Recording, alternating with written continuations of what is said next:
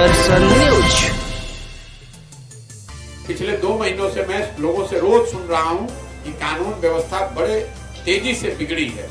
कम से कम सिवान में और छपरा में हर दिन लोग अपराध की घटनाओं का जिक्र करते हैं। प्रशांत किशोर का सीएम नीतीश कुमार पर बड़ा हमला। बोले नीतीश कुमार ही नहीं चाहते कि बिहार को विशेष राज्य का दर्जा मिले, वे बस इस मुद्दे पर राजनीति करते हैं। प्रशांत किशोर की पदयात्रा का सारण में आज 20वां दिन है। उन्होंने मीडिया से बात करते हुए यह भी कहा कि बिहार में पिछले कुछ महीनों में कानून व्यवस्था की स्थिति तेजी से बिगड़ रही है। शिक्षा, स्वास्थ्य, कृषि जैसे 10 बड़े क्षेत्रों में बिहार को देश के अग्रणी राज्यों में शामिल कराने की योजना बना रहे हैं। शराबबंदी का मतलब है कि शराब की दुकान बंद और होम डिलीवरी हर जगह चालू। इसमें कहीं कोई दो मत नहीं है। हर गांव में लोग समझ रहे हैं, जान रहे हैं, बोल रहे हैं कि शराब हर जगह उपलब्ध है, सिर्फ शराब की दुकानें बंद हैं। शराबबंदी के नाम पर एक पूरा शराब माफिया खड़ा हो गया है। हर जगह थाना प्रशासन, जो भी लोग सामाजिक राजनीतिक तौर पर इस क्षेत्र से जुड़े हुए हैं, वो हर आदमी शराब के जरिए पैसा कमाने में लगा हुआ है।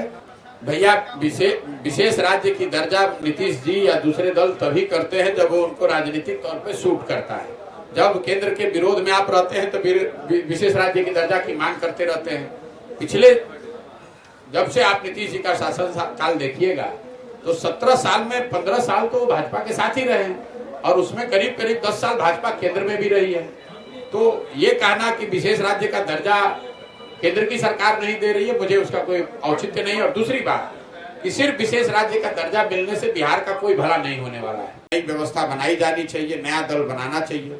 जब पदयात्रा खत्म होगा तो दूसरा उद्देश्य यही है कि सारे ऐसे लोगों को जो एक नई व्यवस्था, नया दल बनाना चाहते हैं, उनको एक साथ बैठाया जाए और सब लोगों की सहमति अगर हो तो उनकी सहमति से एक लोकतांत्रिक तरीके से दल बनाया जाए। और तीसरा जो प्रयास है कि अगर लोग सही तरीके से वोट कर दें, एक सही विकल्प आ भी जाए जो लोगों के द्वारा बनाया गया हो, तो उनके पास बिहार को सुधारने के लिए एक सोची समझी रणनीति होनी चाहिए, एक योजना होनी चाहिए। तो पदयात्रा का जो तीसरा उद्देश्य है कि बिहार के विकास के लिए जो 10 महत्वपूर्ण क्षेत्र हैं, शिक्षा, स्वास्थ्य, रोजगार, कृषि, शहरी विकास, ग्रामीण विकास, सामाजिक न्याय, खेलकूद जैसे 10 महत्वपूर्ण क्षेत्रों के लिए एक 10 साल की सोच समझकर योजना बनाई जाए।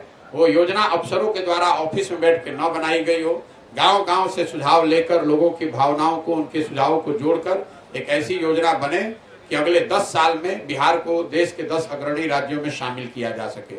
मोटे तौर पर हम लोग की जो जन स्वराज की सोच है कि इन 3 चीजों के समायोजन से ही बिहार की समस्याओं का निदान हो सकता है, जिसमें लोग जागृत बने, अपने अपने बच्चों के शिक्षा और रोजगार के लिए वोट दें, एक लोगों के द्वारा मिलकर बनाया गया लोकतांत्रिक विकल्प हो, जो लोगों का दल हो, किसी नेता, किसी परिवार